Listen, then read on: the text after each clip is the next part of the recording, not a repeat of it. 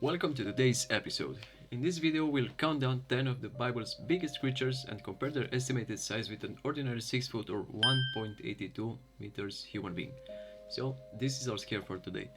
Some beasts were towering over ancient kingdoms, and others ruled the sea, swallowed manhole, or appeared in visions that shook prophets with fear. Number 1 was so strong that it swept 1/3 of the stars with a single tail strike.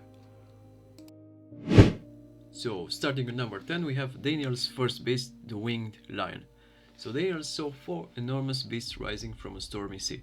The first was a lion with wings, and for our comparison, it could have reached approximately 12 meters from head to tail, more than 6 times the height of an ordinary person. This beast is also commonly associated with the Babylonian Empire. The lion represented royal strength, while the eagle's wings suggested extraordinary speed and conquest. But the creature at number 9 was even larger. Daniel's second beast, the bear, sits at number 9. It was raised upon one side with 3 ribs held between its teeth. A mysterious command was given to it, which said, "Arise, devour much flesh." So for our visual reconstruction, we estimated that this creature measured approximately 15 meters long. Standing beside it, a 6-foot human would barely reach the lower part of its leg, as it measured around 8.2 humans. The raised side may represent an imbalance between 2 allied powers, while the ribs have been interpreted as conquered kingdoms.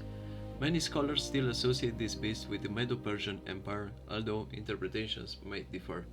Its enormous body, crushing jaws, and command to devour communicate relentless military power. At number 8, we have another beast of Daniel, the third one. This creature has 4 heads and 4 wings. A leopard already represents speed, agility, and deadly precision, but 4 wings would make that speed appear almost supernatural, while its 4 heads may represent divided authority or multiple kingdoms emerging from one empire. For our scale comparison, we imagine this beast measuring approximately 18 meters long, and that would make it nearly 10 times the height of a 6-foot person. The leopard may represent the Greek Empire of Alexander the Great, which, after his death, was divided among major followers, which could also explain the creature's 4 heads. Number 7 on our list is one of the most powerful land creatures created by God. The behemoth is said to have bones as strong as bronze and limbs as strong as iron. The tail of the behemoth was supposedly as big as a tree. Our reconstruction puts it at approximately 30 meters long, which means no less than 16.5 humans' length. Yet, despite all its power, Behemoth remains part of creation. And the message given to Yov is unmistakable. Humanity cannot easily control such a creature, while its creator can. At number 6, we have the great fish that swallowed Jonah. After Jonah attempted to escape the mission God had given him, he was thrown into the raging sea. God then appointed a great fish to swallow him, and Jonah remained inside the creature for 3 days and 3 nights. For our visual reconstruction, we imagine the great fish measuring approximately 40 meters long. That would make it almost 22 times the height of a 6-foot person. So the Bible never identifies this creature as a whale and does not describe its species. It simply calls it a great fish prepared by God for this specific purpose. Its enormous size allowed Jonah to survive within it until he prayed and accepted his mission. At God's command, this creature released Jonah safely onto dry land. But the beast occupying number 5 was stranger, more terrifying, and even larger. Daniel's fourth and last beast sits at number 5, so unlike any of the other creatures that were presented in Daniel's vision, this beast could not be compared to any familiar animal.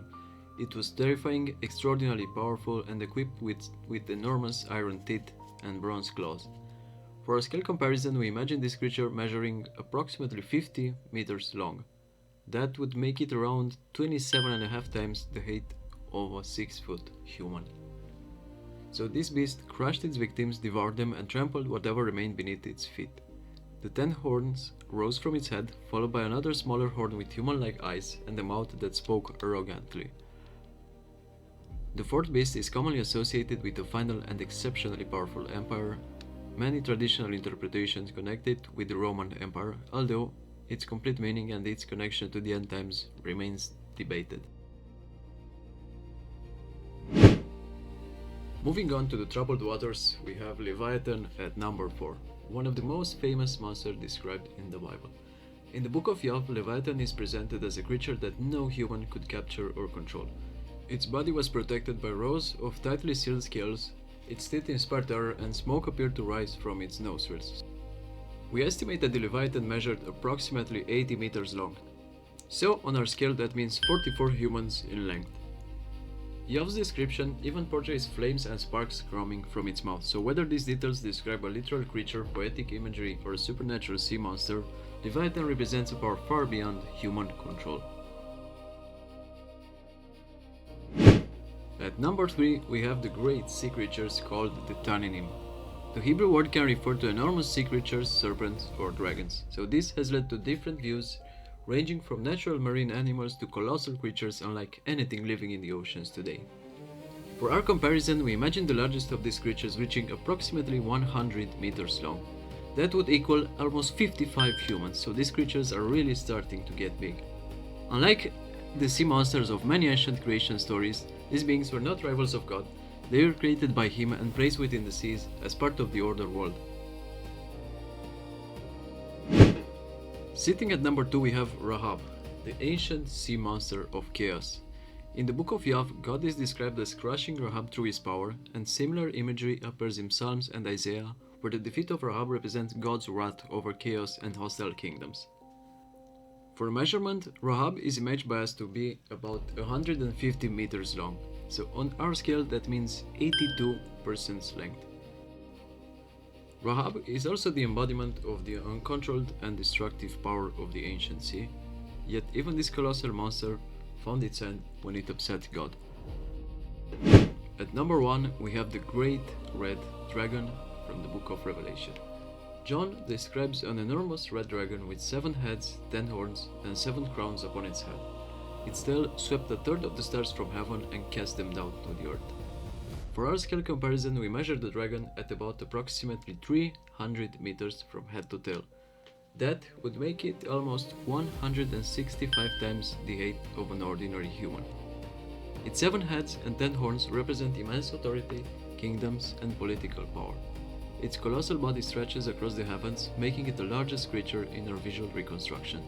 Yet, its size did not make it victorious. The dragon is cast down, defeated, and ultimately stripped of its power.